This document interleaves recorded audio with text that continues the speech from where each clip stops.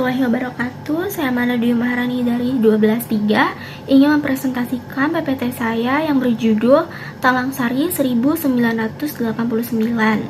Dimulai dari latar belakang, yaitu latar belakang tragedi Talangsari ini berawal dari situasi politik dan sosial di Indonesia pada masa Orde Baru, di mana pemerintah sangat menekan kelompok-kelompok yang berpotensi mengancam stabilitas.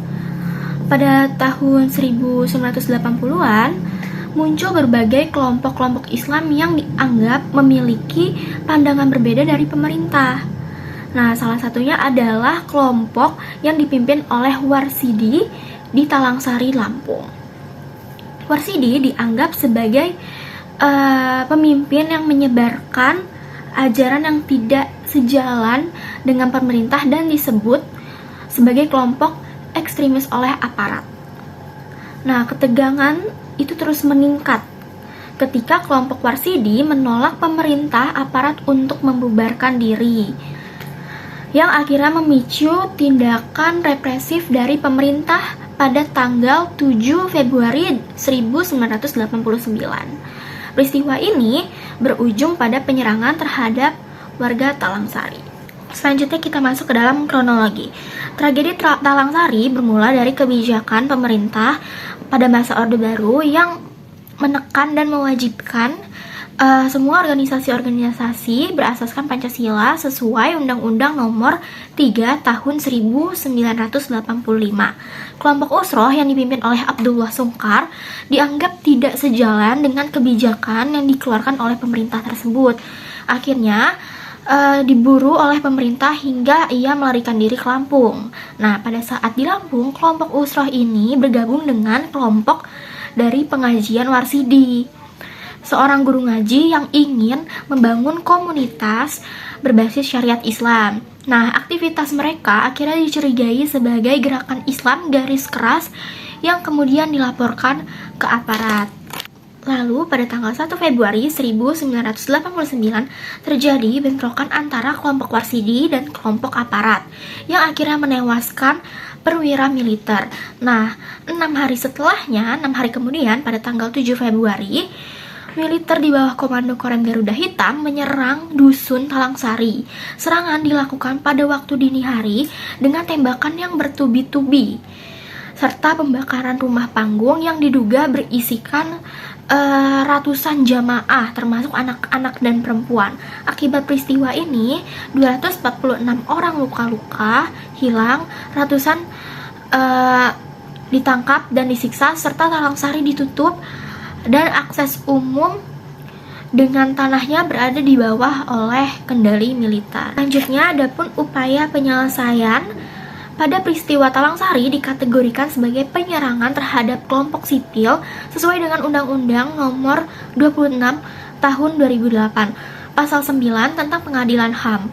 Pada 2001, korban mendesak Komnas HAM membentuk Komisi Penyelidik Pelanggaran HAM yang akhirnya dibentuk pada tanggal 23 Februari 2001 berdasarkan Undang-Undang Nomor 39 Tahun 1999. Tim penyelidik bekerja dari Maret hingga April 2005 dan menemukan adanya pelanggaran HAM berat setelah turun ke lapangan pada Juni 2005. Komnas HAM menyerahkan laporan ke Kejaksaan Agung, tetapi ditolak karena dianggap kurang bukti formil dan material. Selanjutnya ada deklarasi damai. Pada 20 Februari 2019, tim terpadu penanganan pelanggaran HAM menginisiasi deklarasi damai Talangsari di Lampung Timur, dihadiri oleh pejabat daerah. Deklarasi ini menyatakan bahwa kasus dianggap selesai dan kompensasi berupa pembangunan jalan dan fasilitas umum. Namun, korban menolak kompensasi tersebut karena kompensasi tersebut tidak spesifik bagi mereka. Didampingi oleh Kontras dan Amnesty International Indonesia, mereka melaporkan deklarasi tersebut ke Ombudsman RI pada 13 Desember 2019. Ombudsman menyatakan deklarasi tersebut sebagai maladministrasi sehingga korban masih harus memperjuangkan hak mereka hingga kini. Selanjutnya, dampak dari peristiwa tragedi Talang Sari itu berdampak besar termasuk bagi korban jiwa, trauma, pengusiran, dan stigma sosial. Secara hukum, keadilan sulit untuk didapatkan, sementara deklarasi damai tahun 2019 ditolak karena kompensasi tidak memadai. Peristiwa ini juga memicu kritik terhadap pemerintah dan mendorong perjuangan HAM di Indonesia. Selanjutnya ada pelanggaran undang-undang. Satu, yaitu ada pasal 28A, hak untuk hidup. Pelanggarannya itu banyak korban tewas akibat tindakan kekerasan oleh aparat yang bertentangan dengan hak hidup sebagai hak fundamental sebagai warga negara, setiap warga negara. Yang kedua, itu ada pasal 28D ayat 1, hak atas kepastian hukum yang adil. Pelanggarannya yaitu korban mengalami penahanan sewenang-wenang dan tidak mendapatkan proses hukum yang adil, sementara pelaku pelanggaran HAM tidak diproses sesuai hukum. Selanjutnya, pasal 28E ayat 1, hak atas kebebasan beragama dan berkeyakinan. Pelanggarannya peristiwa ini bermula dari kecurigaan terhadap kelompok tertentu yang dianggap berseberangan dengan pemerintah, sehingga kebebasan beragama dan berkeyakinan mereka tidak dihormati. Selanjutnya ada pasal 28G ayat 1, hak atas perlindungan diri.